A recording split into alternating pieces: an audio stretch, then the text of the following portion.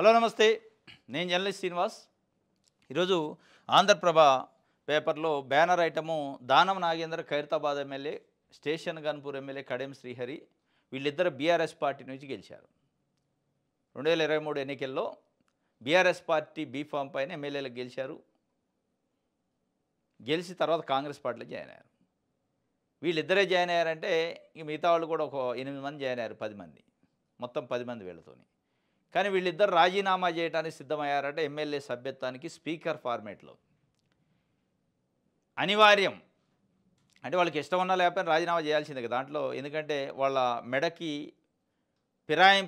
Party ఫిరాయింపుల చట్టం ఉచ్చు బిగుసుకుంటుంది.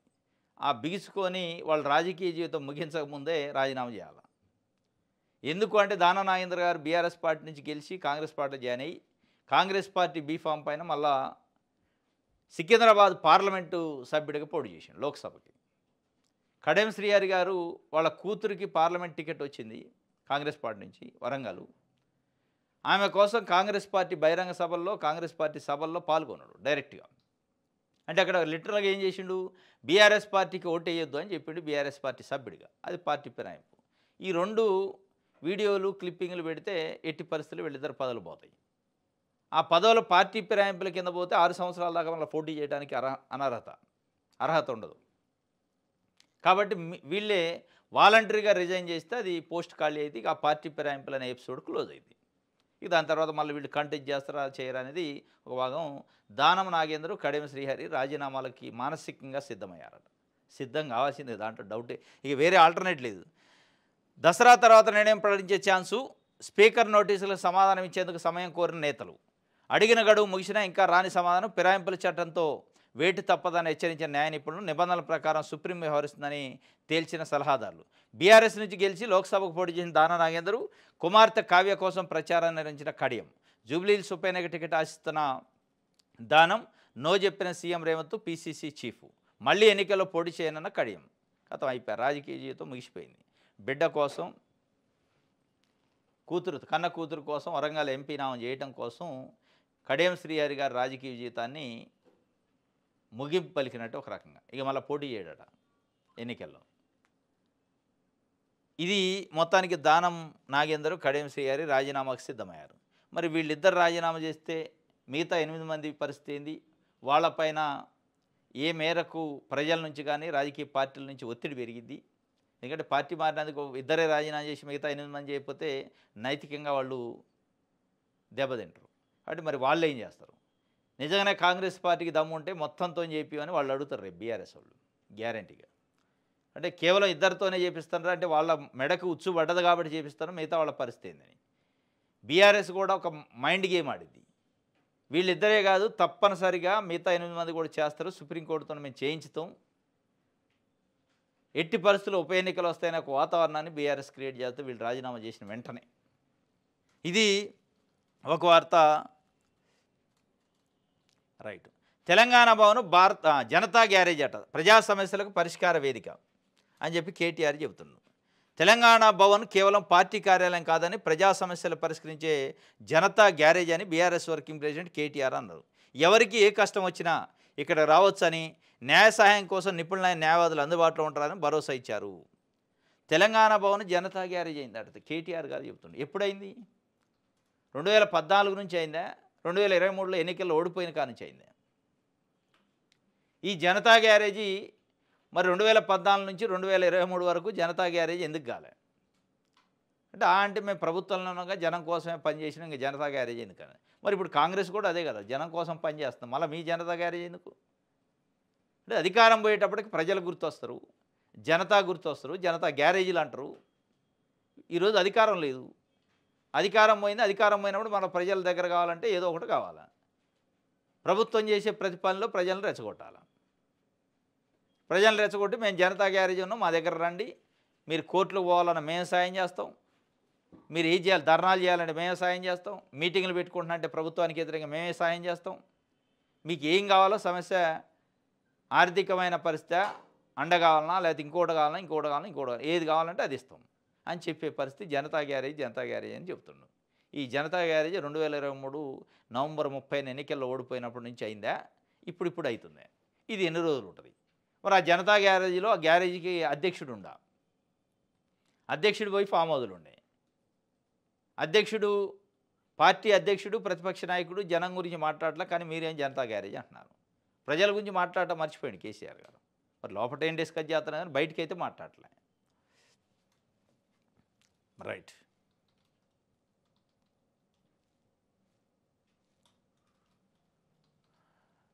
నెక్స్ట్ సాక్షి పేపర్ చూద్దాం.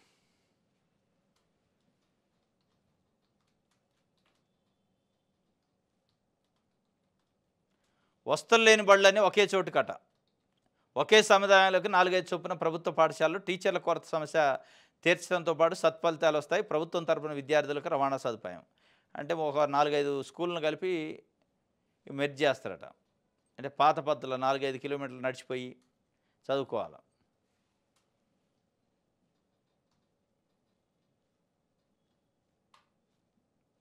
రైట్. ఆంధ్రజ్యోతి చూద్దాం.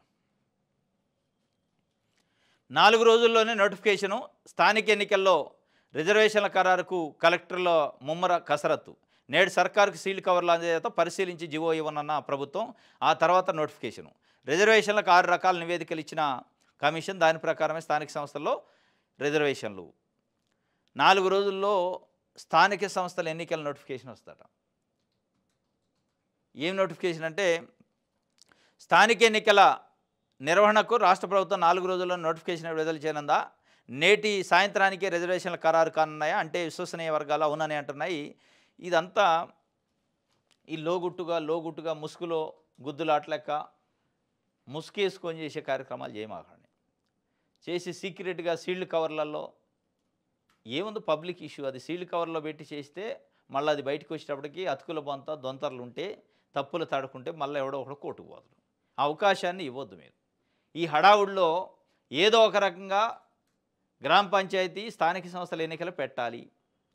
ఆ పెట్టేదానికి వచ్చే లీగల్ ఇష్యూస్ అడ్డం రాకుండా ఉండడానికి సీక్రెసీ మెయింటైన్ చేసి, ఒక ప్రభుత్వమే ఈ రకమైన సీక్రెసీ ముసుగులో గుద్దులాట వ్యవహారం చేస్తే అది మళ్ళా మీకు లీగల్గా అక్కడ అడ్డం వస్తుంది. ఇది మరి 4 రోజుల్లో నోటిఫికేషన్ వస్తుందంటే ఇది ఎంతవరకు నమ్మాలి అనేది, ఎందుకంటే స్వయంగా ముఖ్యమంత్రి గారే చెప్పారు, సెప్టెంబర్ 30 లోపు ఎన్నికలు నిర్వహించలేము, సాధ్యం కాదు, వాయిదా కోరతాం అని.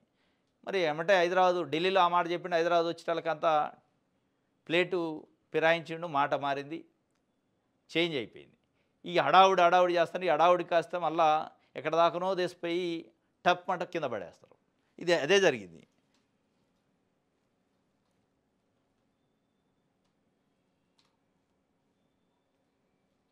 రైట్.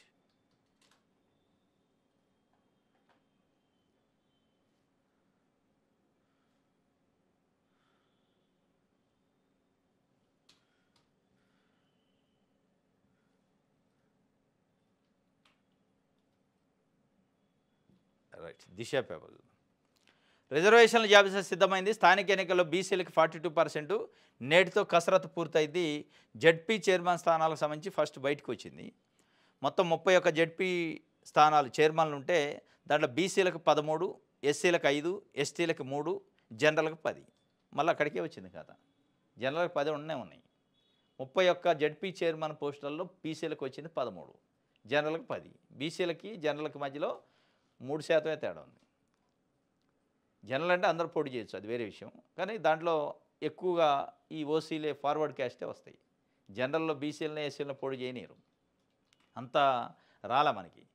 31లో 13 బీసీలకు వచ్చినాయి, 42% లెక్కేస్తే. మళ్ళీ 10 అక్కడ ఓపెన్ కేటగిరీలో ఉన్నాయి. మీ లెక్కల ప్రకారం డెడికేటెడ్ కమిషన్ ప్రకారం 56% బీసీ జనాభా ఉన్నారు. మరి 56% వచ్చినప్పుడు వీళ్ళు కూడా సగం 10% ఉన్నాక ఈ రెండు కలిపితే కూడా, మొత్తం కలిపితే కూడా 56% వచ్చే పరిస్థితి లేదు, బీసీలు ఎస్సీలు కలిపితే కూడా.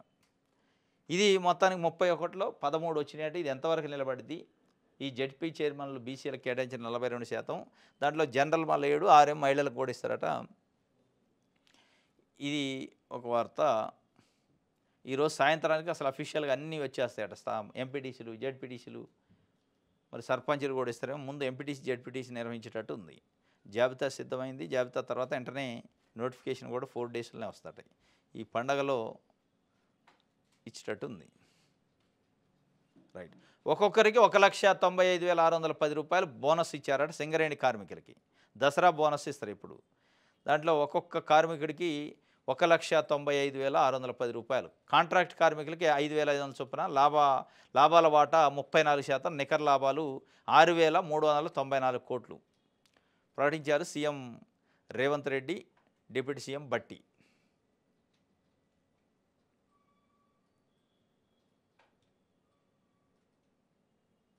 మత్తయ్య విచారణకు అనుమతించండి, ఓటుకు నోటు కేసులో సుప్రీంకోర్టును కోరిన ఏసీబీ. ముగిసిన విచారణ, తీర్పు రిజర్వు.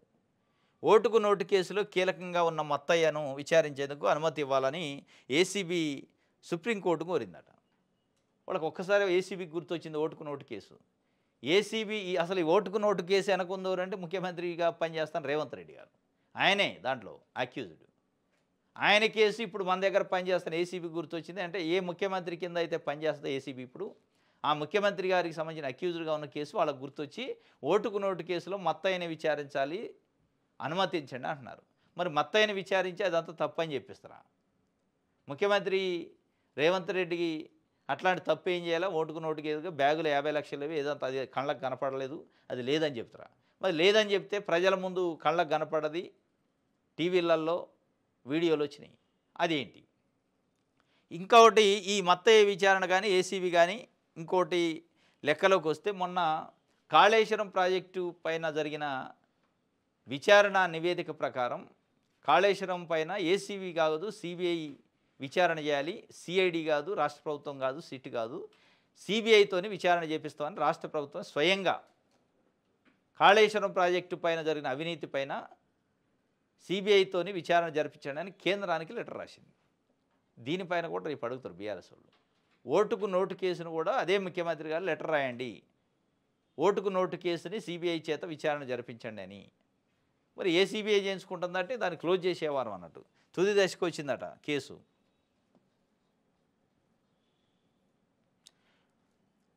బీఆర్ఎస్కు జూబ్లీహిల్స్ టెన్షన్ అట. ఎలాగైనా గెలవాలని గులాబ్ పార్టీ తాపత్రయం. రోజుకో బూత్ కమిటీ సమావేశం పెడుతున్న కేటీఆర్. కాంగ్రెస్లోకి వలసలు తప్పవని ఆందోళన.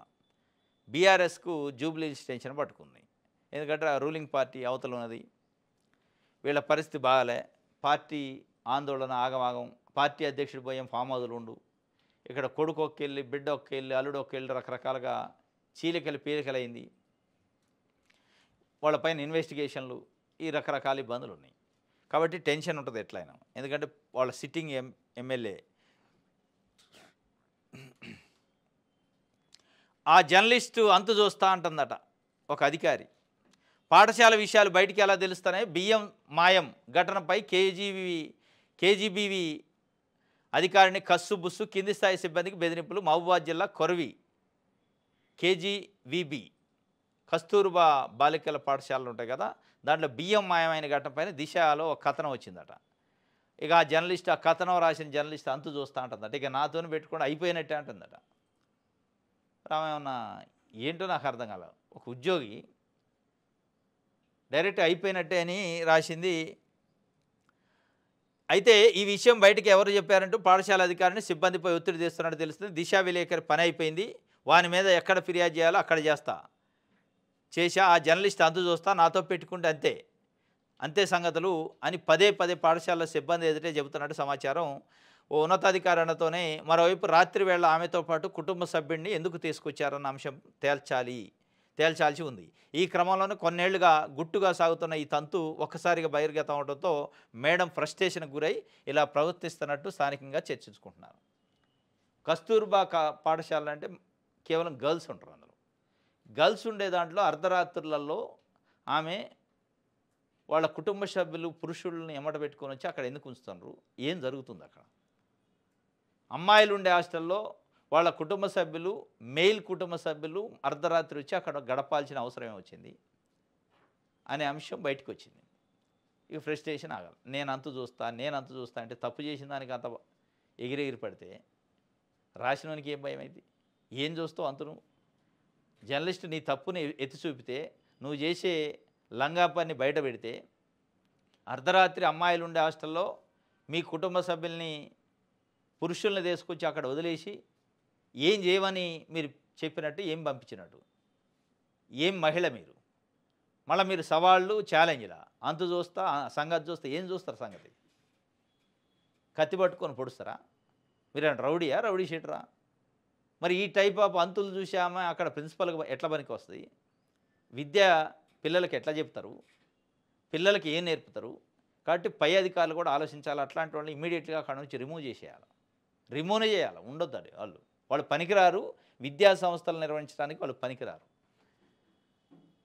ఇది మహబూబాబాద్ జిల్లా కొరవి కేజీబీ సంగతి. వెలుగు పేపర్ చూద్దాం.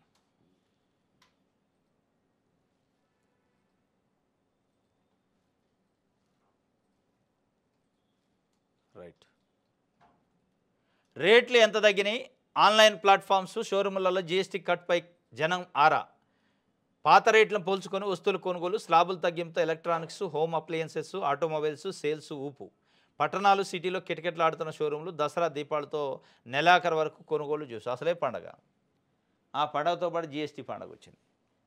ఇక ప్రతి ఒక్కరు పోయి ఎంక్వైరీ చేస్తున్నారట. గతంలో ఎంత ఉండేది, ఇప్పుడు ఎంత తగ్గింది జీఎస్టీ తగ్గటం వల్ల అని చెప్పి. ఎలక్ట్రానిక్ గూడ్స్, ఏసీలు, ఫ్రిడ్జ్లు, వాషింగ్ మిషన్లు ఇవి బాగా తగ్గినాయట. ఆల్రెడీ దాని ఫలితాలు కనపడుతున్నాయి. కార్లు, బైకులు, వాహనాల ధరలు కూడా తగ్గినాయి. ఇక మిగతా నిత్యావసర వస్తువులు ఇంకా కొన్ని తగ్గాల్సి ఉందట.